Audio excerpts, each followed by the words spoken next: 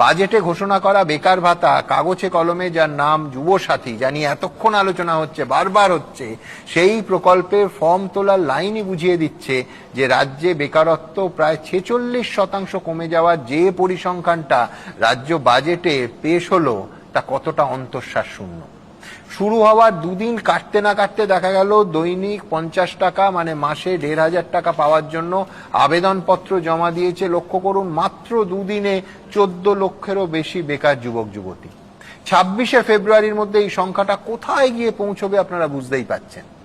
দেখুন, আগেও বলেছি, আবার বলছি, একজন বেকার ছেলে বা মেয়ের চাকরি পাওয়ার আগে মাসে 1500 টাকা পেলে তার মুখে বা তার পরিবারের মুখে কিন্তু হাসি ফোটে।